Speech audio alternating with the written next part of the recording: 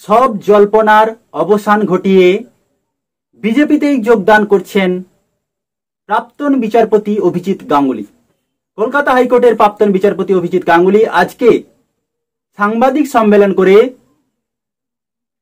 তিনি যে ইচ্ছা প্রকাশ করেছিলেন, যে সম্ভাবনার কথা বলেছিলেন, আজকে তার 100% সত্যতা তিনি প্রকাশ করলেন। তিনি জানিয়ে দিলেন যে তিনি কংগ্রেস বা সিপিএমে নয়, তিনি যোগদান করতে চলেছেন বিজেপিতে। বিজেপির নেতা হিসেবে নয়, একজন কর্মী হিসেবে এই বাংলার মানুষের জন্য তিনি লড়বেন।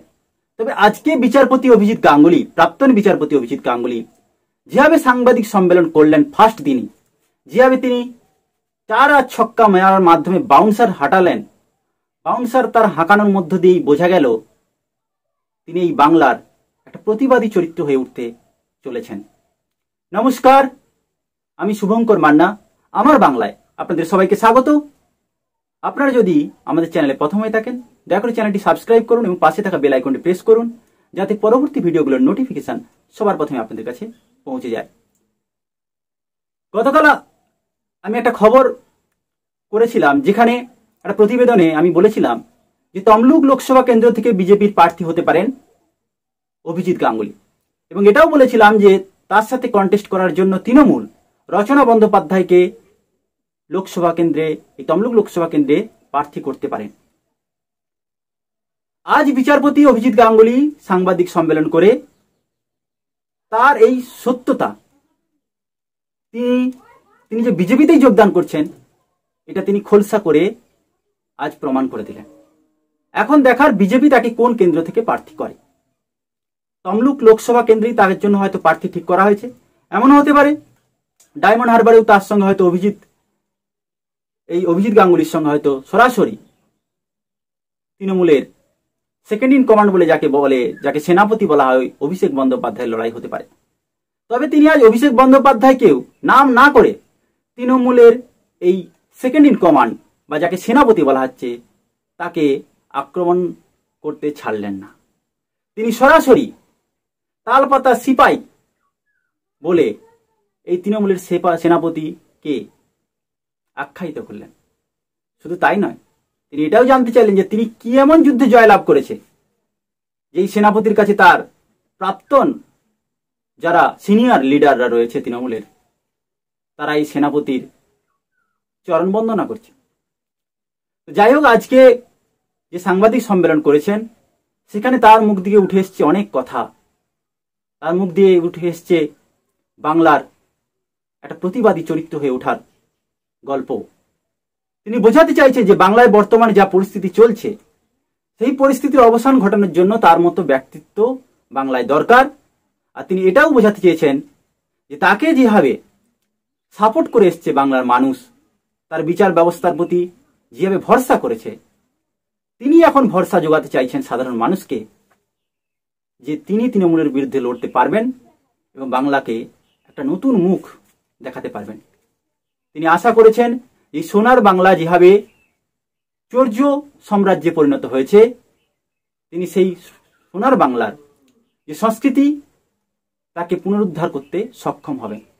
তিনি এটা উল্লেখ করেছেন যেভাবে বুথ দখল করা হয়, যেভাবে দুর্নীতি পরায়ণ এবং গুন্ডা রাজ দিয়ে ভোট লুট করা হয়, তার প্রকৃত দাবাই কি, যদি বিজেপি চায় সেই দাবাই তিনি বলতে পারেন।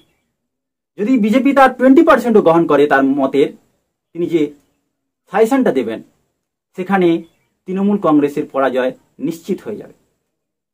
তিনি এটাও বলছেন যে তৃণমূল বিরোধীদের আটকাতে পারবে না, বিরোধীদের আটকানোর মতো, বিরোধী রাজনীতি করার মতো ক্ষমতা নেই।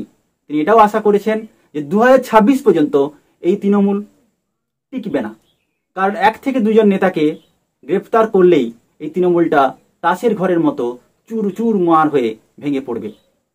এই 2 জন নেতাকে তার নাম উল্লেখ না করলেও রাজনৈতিক বিশেষজ্ঞরা মনে করছেন অভিষেক বন্দ্যোপাধ্যায় এবং মমতা বন্দ্যোপাধ্যায় এই পিসি ভাইপোকে গ্রেফতার করলেই এই তৃণমূলটা ভেঙে পড়বে। এখন দেখার, সেটা সময়ই বলবে। কিন্তু তিনি আপাতত যোগদান করবেন বিজেপিতে, এটা কনফার্ম, তিনি নিজেই কনফার্ম করেছেন। এখন বিজেপি তাকে কোন জায়গা থেকে টিকিট দেয় এটা দেখার, তবে সম্ভাবনা এখনো রয়েছে যে তমলুক লোকসভা কেন্দ্র থেকে তিনি দাঁড়াবেন।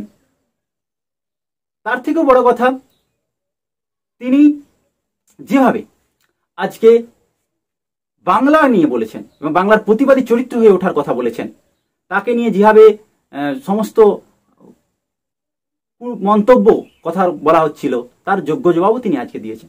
বিশেষ করে কল্যাণ বন্দ্যোপাধ্যায় তাকে বিচার ব্যবস্থার কলঙ্ক বলে বলেছিলেন। আজ তার উত্তরে জাস্টিস গাঙ্গুলি বলেছেন আসলে কল্যাণ বন্দ্যোপাধ্যায় স্বয়ং বিচার ব্যবস্থার কলঙ্ক, এবং বিচার ব্যবস্থাটা একটা সিস্টেমেটিক চলে। এবং সেখানে তিনি এটাও বলেছেন যে সন্দেশখালী প্রসঙ্গ যেভাবে উঠেছে, সন্দেশখালী যেভাবে মা বোনেরা যেভাবে ঝাঁটা হাতে, লাঠি হাতে, আর অন্যান্য কিছু হাতে নিয়ে যেভাবে প্রতিবাদে নেমেছেন, তো এই নারী দিবসে বাংলার মা বোনেরা যেখানে সন্দেশখালীর মতো ঘটনা এই রাজ্যের বিভিন্ন জেলায় ঘটছে, তারা যেন ঝাঁটা লাঠি হাতে নিয়ে এই তৃণমূল বা গুন্ডা বাহিনীর বাড়ির সামনে বিক্ষোভ দেখান। শুধু তাই নয়, যেভাবে তাকে একের পর এক তৃণমূলের শাসক দল আক্রমণ করেছে, তার থেকেই তার মনের পরিবর্তন হয়েছে এবং তাকে যেভাবে মাঠে নেমে লড়াইয়ের আহ্বান জানিয়েছিলেন, আর সেই জন্যই তিনি বিজেপিতে যোগদান করেছেন।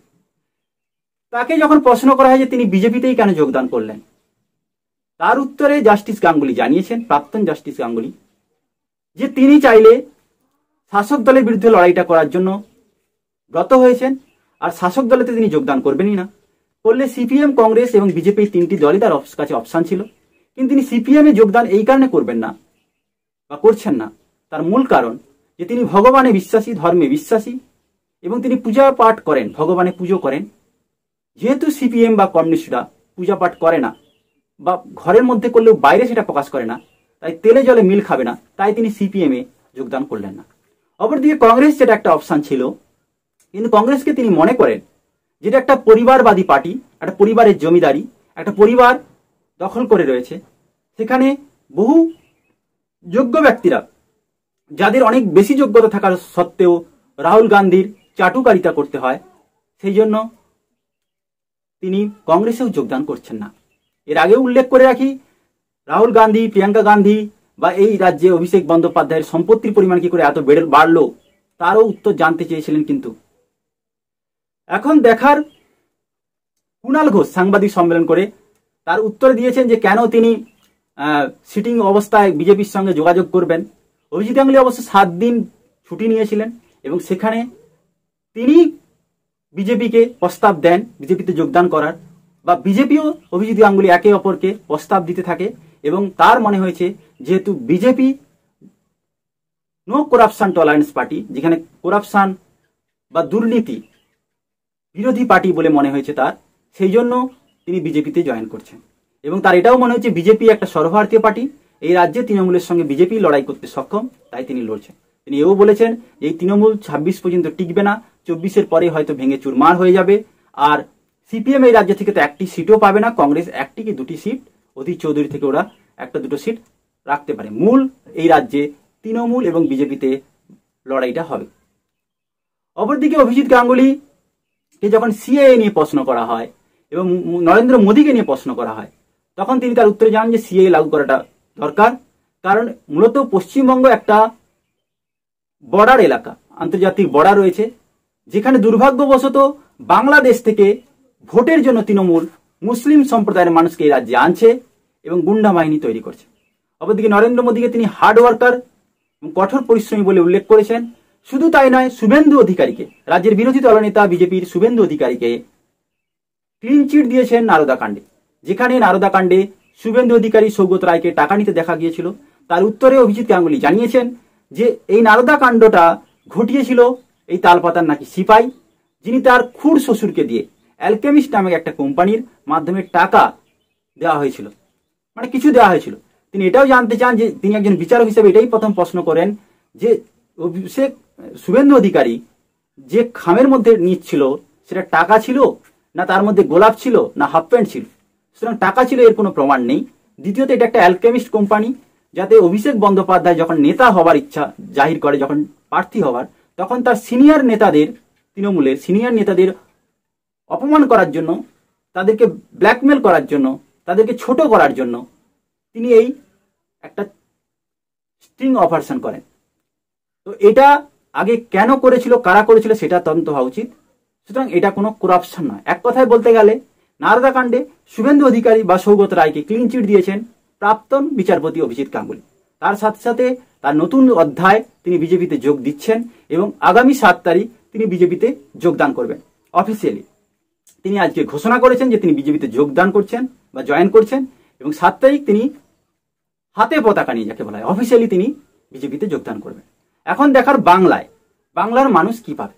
বাংলার মানুষ দেখবে যে মমতা বন্দ্যোপাধ্যায়ের বিরুদ্ধে একজন অনেস্ট সৎ ভদ্রলোক অভিজিৎ গাঙ্গুলি, যিনি ভদ্র ভাষায় আক্রমণ করেন, যেখানে চাঁচাছোলা ভাষা নেই, যেভাবে তিনি অভিষেক বন্দ্যোপাধ্যায়কে নাম না করেও তালপাতা সিপাই বলে আখ্যায়িত করেছেন বা আক্রমণ করেছেন। তার সাথে সাথে তিনি কোন যুদ্ধে জয়লাভ লাভ করেছে তার কথা বলতে পারেননি। তার সাথে সাথে এটাও বলেছেন যে অভিষেক বন্দ্যোপাধ্যায়কে তিনি নেতা হিসেবে মনে করেননি, তিনি ওই নামটাই মুখে আনতে চান না। তবে হ্যাঁ, যদি বিজেপি তাকে সুযোগ দেয় তিনি ডায়মন্ড হারবারেও লড়বেন এবং লক্ষ লক্ষ ভোটে অভিষেক বন্দ্যোপাধ্যায়কে পরাজিত করবেন। কারণ তিনি জানেন যে দুর্বৃত্ত পার্টিকে, গুন্ডারাজকে কিভাবে ধ্বংস করেও লক্ষ লক্ষ ভোটে হারানো যায়। অবশ্য তিনি এই গুন্ডা বাহিনীকে হারানোর জন্য সৎ পথ বেছে নেওয়ার কথা উল্লেখ করেছেন। তো অভিজিৎ গঙ্গোপাধ্যায় বাংলার একটা প্রতিবাদী চরিত্র এবং লড়াকু নেতার নাম হয়ে উঠতে চলেছিলেন, যিনি বিচার ব্যবস্থার ভগবান হয়ে উঠেছিলেন। চাকরি প্রার্থীদের থেকে দুর্নীতির একের পর এক যেভাবে সিবিআই তদন্তের নির্দেশ দিয়েছিলেন, তার সাথে সাথে যেভাবে তিনি বাংলার গত 2 বছর ধরে সোশ্যাল মিডিয়া থেকে শুরু করে ডিজিটাল মিডিয়ার প্রথম পর্দায় উল্লেখযোগ্য নাম হয়ে উঠেছিলেন, এখন মনে হচ্ছে যে অভিজিৎ গাঙ্গুলিও বাংলার মানুষের হৃদয়ে জায়গা করে নেবে। তার সাথে সাথে তিনি বাংলার একটা প্রতিবাদী, একটা বিরোধী মুখ হয়ে উঠতে পারেন। তার সাথে এটাও মনে করা হচ্ছে হয়তো 2026 সালে এই রাজ্যে বিরোধী মুখ্যমন্ত্রীরও মুখ হতে পারেন এই অভিজিৎ গাঙ্গুলি। তিনি এটা উল্লেখ করেছেন যে এই বিজেপি লড়াইটা লড়বে এবং তিনি তার একজন কর্মী হিসেবে লড়বেন। এবার বিজেপি তাকে যেভাবে ব্যবহার করবে তিনি সেভাবেই ব্যবহৃত হবেন।